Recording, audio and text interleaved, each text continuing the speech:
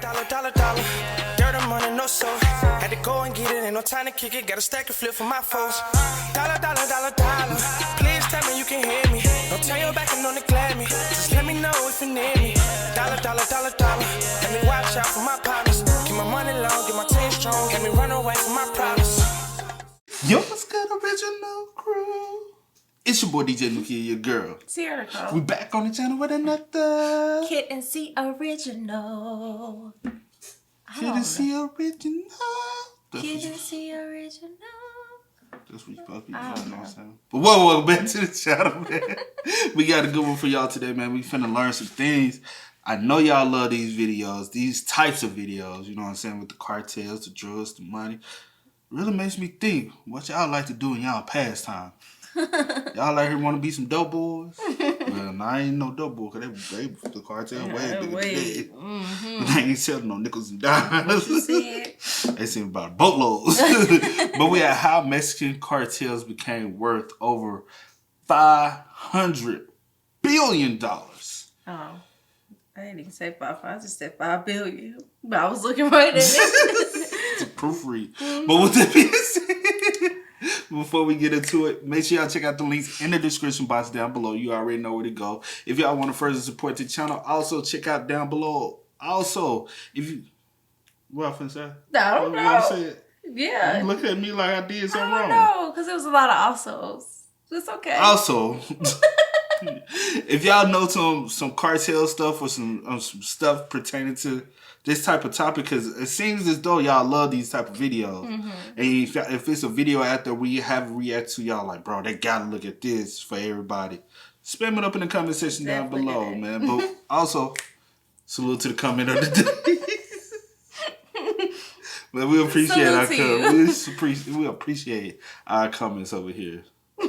So also with this being said, again, it's how Mexican cartels became worth over $500 billion.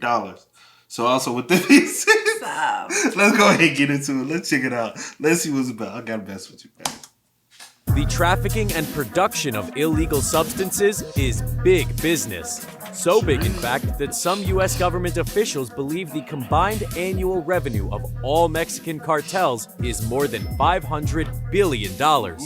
That might be an exaggeration, but there is no doubt that cartels like the Sinaloa cartel are making unbelievable amounts of money. Even more. You think it's exaggeration? Do y'all think it's exaggeration? I don't know, but I know it's a lot. It's in the billions, though. Cartels like the Sinaloa cartel are making unbelievable amounts of money, even more than some Fortune 500 companies. Americans buy $150 billion worth of illicit substances each year, and much of it comes from Mexico. Here's a look at how Mexico's cartels rose to power and created a massive underground empire. Before Mexican cartels took over the drug trade, the Colombian cartels were in charge. The 1970s marked the beginning of Pablo Escobar's notorious reign. He founded the Medellin cartel as a smuggling network in 1972, and in 1976, the organization shifted its focus to drug trafficking. During the height of its operation, the Medellin cartel was making $60 million in profits a day and earning... Oh, shit. I'm in the wrong profession, bro. I'm just playing FBI. Don't come knocking at my door. I ain't about that life, but a day. We'll talk after this. Medellin cartel was making $60 million in profits a day and earning $20 billion annually. Mexican and Colombian cartels had little interaction with each other in the early 70s, but that all changed when Rafael Caro Quintero, Miguel Angel Felix Gallardo, and Ernesto Fonseca Carrillo started the Guadalajara cartel in 1978. The criminal organization was one of the first cartels to work with the Colombian mafias. As the Medellin cartel became more powerful, U.S. President Ronald Reagan reignited the country's war on drugs. Increased DEA and FBI presence in Florida and the Caribbean forced Colombian drug kingpins to re-examine trafficking routes and focus on Mexico instead.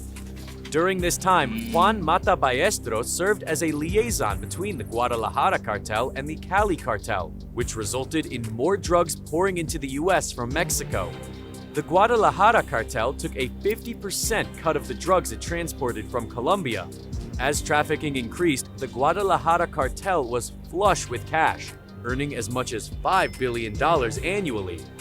In 1989, the arrest of Gallardo sent shockwaves through the Guadalajara cartel, and the group splintered into 4 separate factions: the Sinaloa cartel, the Juarez cartel, the Tijuana cartel, and the Sonora cartel. I gotta kind of do my research on all these cartels, see how I can get it, you know what I'm saying, get in on them. But like, I ain't trying to do all these stuff y'all be doing. I ain't down with that killing stuff, but you know what I'm saying, I'm down with the money stuff. I'm down with the money, bro, but I ain't with all the others. You know what I'm saying? Y'all need a black brother to do something. Holler at me, man. They fought fiercely for territory, but it was Joaquin El Chapo Guzman's Sinaloa cartel that gained the upper hand. The 1990s were a decade of stark contrast for the Medellin cartel and Sinaloa cartel. The death of Pablo Escobar in 1993 marked the end of the Medellin cartel. Some of Escobar's $30 billion fortune was seized, but much of his hidden cash was never recovered. With the Medellin cartel gone and U.S. law enforcement putting a stranglehold on Caribbean drug trafficking routes, the Sinaloa cartel filled the void and Mexico became the predominant drug trafficking route. The Sinaloa cartel continued to gain strength even with El Chapo behind bars. He was arrested in Guatemala in 1993 and extradited to Mexico, where he was sentenced to 20 years. It turns out, prison was the perfect place for El Chapo to run his criminal empire. He gained full control of the Sinaloa cartel in 1995 thanks to his innovative smuggling methods, which included building tunnels under the U.S.-Mexico border and bribing authorities. In 2000, That's the smartest shit they ever did tunnels. Cause how y'all gonna build a wall to keep them from out here like they ain't been going underground this whole time? Bruh. Like what the hell? What y'all think y'all stopping? Not a thing. They're like, man, you build it, we going under it. Like what the fuck? building tunnels under the U.S.-Mexico border and bribing authorities. In 2001, El Chapo put his ill-gotten gains to good use. He bribed his way out of a Mexican federal prison by reportedly paying guards $2.5 million. It was a paltry fee for El Chapo, as the Sinaloa cartel was becoming more profitable each year. The U.S. and Mexican authorities offered an $8.8 million reward for El Chapo's capture, but Oh shit! I said I'm finna say what for yeah, but he in jail. hey, somebody snitched for that $8 million. authorities offered an $8.8 million reward for El Chapo's capture, but he remained a fugitive.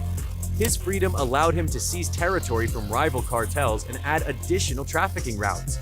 As the Mexican government arrested rival cartel leaders, the Sinaloa cartel continued to expand. Splinter groups emerged and turf battles ensued. A wave of unprecedented violence swept through Mexico, allowing El Chapo to gain near monopoly on the drug trade. Before long, the Sinaloa cartel crossed $1 billion in annual revenue by controlling drug markets in nearly every state in the US and Mexico. El Chapo's 2014 arrest didn't slow down the Sinaloa cartel or any of its rivals. He escaped just 1 year later via a tunnel in his jail cell. He was recaptured in 2016 following a shootout and extradited to the United States. He was sentenced to life in prison, and the assets he gained from his illicit activities were seized. Those assets were worth between $12.6 billion and $14 billion. Despite El Chapo's arrest, the Sinaloa cartel remains Mexico's most dominant cartel, and officials believe the group's annual revenue could be as high as $39 billion. The cartel is also believed to be a major contributor to the opioid crisis. Thanks for watching. Stay tuned to this channel. That's alleged. They don't know for sure. But is it a heavy possibility? I mean, anything is a possibility. But opioids, man, you get that. You get that at your local pharmacies. Go to your doctor. Hey, I need a prescription. Some people get unlimited prescription. They sell them on the streets. Right. So I know some people I work with. They used to sell their pills. It was prescription. I ain't saying no names, so I ain't throwing nobody under the bus. I ain't taking none. But I knew some people who they had prescriptions for certain drugs, and people wanted those drugs, so they used to be like, "Hey, 50 a pop," and they used to sell they I know. prescription. Yeah, I know folks They used to get 20 things and be like, "Here, I can go. I can go for another that refill." sell and buy, honey. Growing up, yes, sir. Trust me, we all know. Yeah, They was trapping out the classroom, so yeah, I know. I used to see them. They be like, pss, pss, like teacher up there teaching. They pull them back, and they getting money, put in their pocket, and passing it off. When y'all like that, I doubt it. Y'all wasn't thugging like that. Man, but y'all spell what's up in the comment section down below. Let us know what y'all want to see us react to next, man, so we can make sure we bring it over here for y'all, man. I told you about the couple drug busts we had in our school. The 1 year, what was in 7th grade? 12 people got arrested for selling drugs in one day. Yeah. We were trapping. But it's always... I do go for the day, DJ. Do get this in. We are, y'all. No time to kick it, got a stack of flip for my folks. Dollar. Please tell me you can hear me. Don't turn your back and don't neglect me. Just let me know if you need me. Dollar. Let me watch out for my partner.